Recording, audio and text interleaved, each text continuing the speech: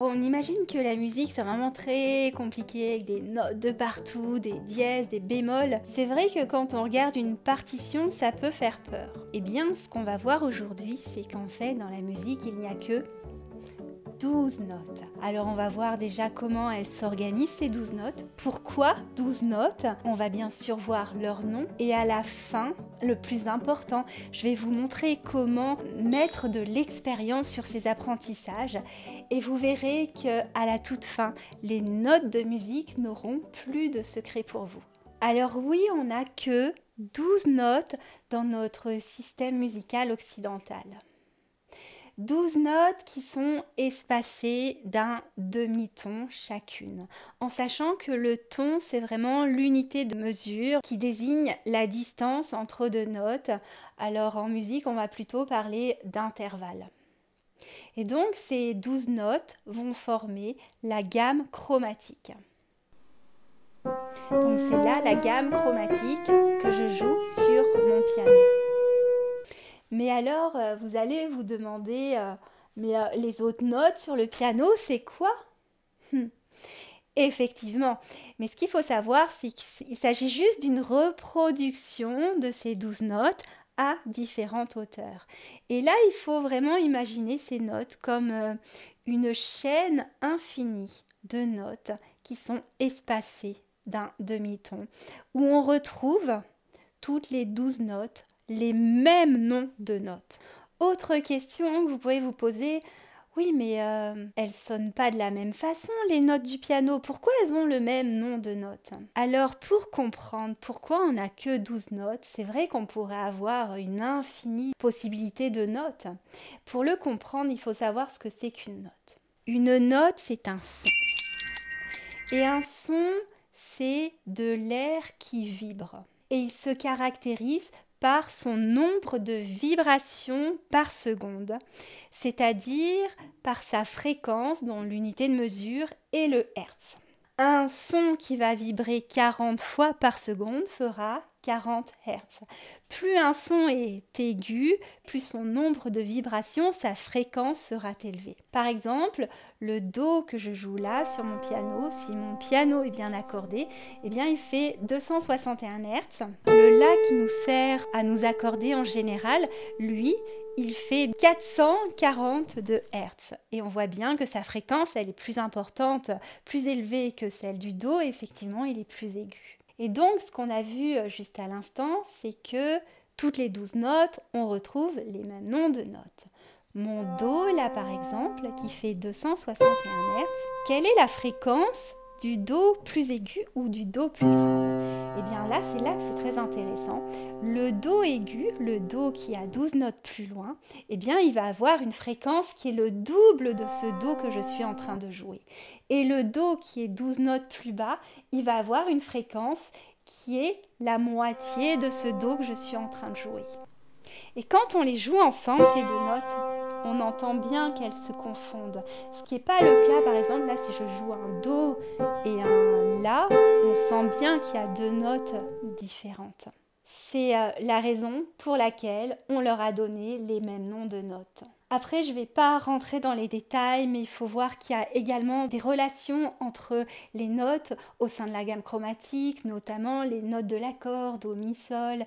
Mais en étudiant tout ça, enfin bref, ils ont décidé de diviser la gamme chromatique en 12 par égale, passer d'un demi-ton, voilà. Et ce qui a donné ces 12 notes. Maintenant, on va voir les noms de ces 12 notes. Alors c'est facile. Déjà, il y en a 7 qu'on connaît très bien qui sont Do, Ré, Mi, Fa, Sol, La, Si.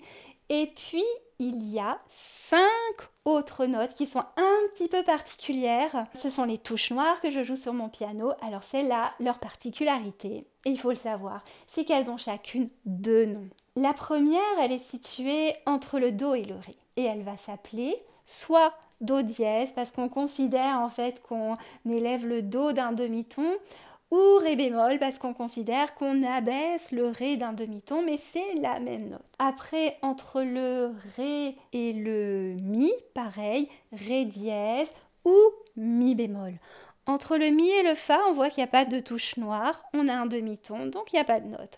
Entre le fa et le sol, fa dièse, sol bémol. Entre le sol et le la, sol dièse, la bémol. Entre le la et le si, la dièse, si bémol. Et voilà, c'est tout simple.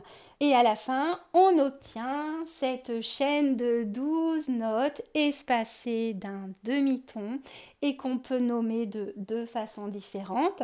Ça va donner do, do dièse, ré, ré dièse, mi, fa, fa dièse, sol, sol dièse, la, la dièse, si. Ou bien do, ré bémol, ré, mi bémol, mi, fa, sol bémol, sol, la bémol, la, si bémol, si, si. Mais tout cela, c'est bien beau, mais ça peut vous paraître très abstrait. Le risque là, c'est que vous l'ayez compris là et que vous l'oubliez.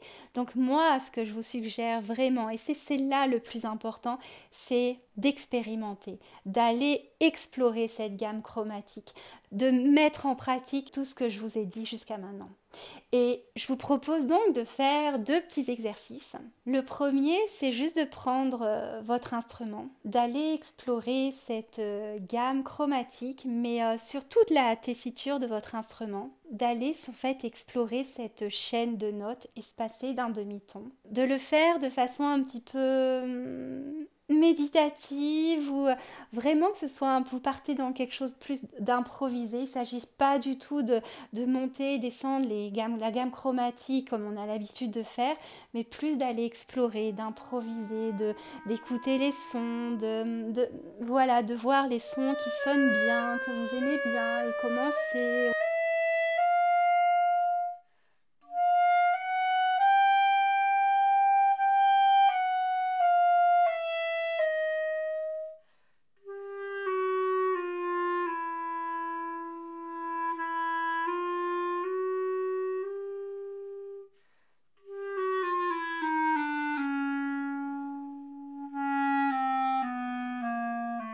De vous attarder peut-être sur 2-3 notes et puis évoluer, mettre un petit peu de rythme. L'important, c'est vraiment de vous familiariser avec toutes ces notes de votre instrument de musique qui sont vraiment comme votre matière première pour créer de la musique ou pour jouer la musique. Deuxième exercice.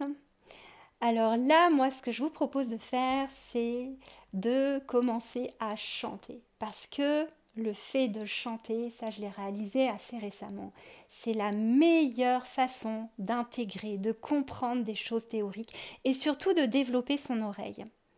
Donc ce que je vous propose, c'est de faire un petit peu la même chose que vous avez fait sur votre instrument. Donc là, logiquement, vous êtes un petit peu familiarisé avec ces sons et de commencer à chanter, prendre n'importe laquelle note, celle qui vous vient, et de monter demi-ton par demi-ton. On peut monter, on peut partir d'une autre note.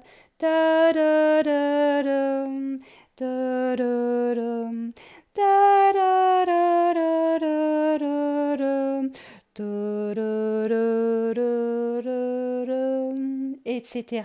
Et de vous amuser comme ça. Alors là, chanter, là, il n'y a pas d'excuse. On peut le faire n'importe où, n'importe quand, sous la douche, en faisant la vaisselle. Donc, c'est beaucoup plus facile de travailler comme ça son oreille à tout moment de la journée que de le faire sur son instrument. C'est plus compliqué parce qu'il faut avoir son instrument à portée de main. Alors que là, non, pas du tout. Et une fois que vous allez vraiment commencer à entendre ces demi-tons, il faut imaginer que vous commencez déjà à travailler votre oreille. Donc il faut déjà le demi-ton, vous l'aurez si vous faites bien cet exercice. Ce qu'on verra dans d'autres vidéos, d'autres épisodes, c'est que c'est vraiment la base après pour apprendre à construire la gamme majeure, la gamme mineure, les modes, les accords. Donc, je vous invite vraiment à faire cet exercice à la fois sur instrument et par le chant si vous y arrivez.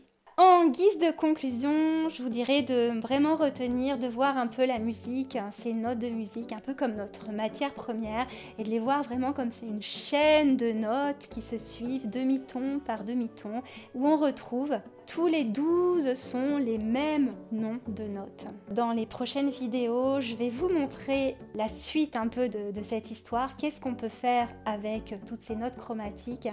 Et justement dans la prochaine vidéo, je vais vous parler de la gamme majeure, comment on construit la gamme majeure à partir de cette gamme chromatique et en partant de n'importe quelle note sur votre instrument. Voilà, j'espère que cette première vidéo vous a plu. Si c'est le cas, n'hésitez pas à me mettre un petit pouce bleu, à me mettre un commentaire, ça me ferait vraiment très plaisir. Et bien sûr, si vous avez envie de continuer à me suivre, eh bien abonnez-vous et puis vous pouvez aussi également activer la petite cloche. Je vous remercie et je vous dis à très bientôt.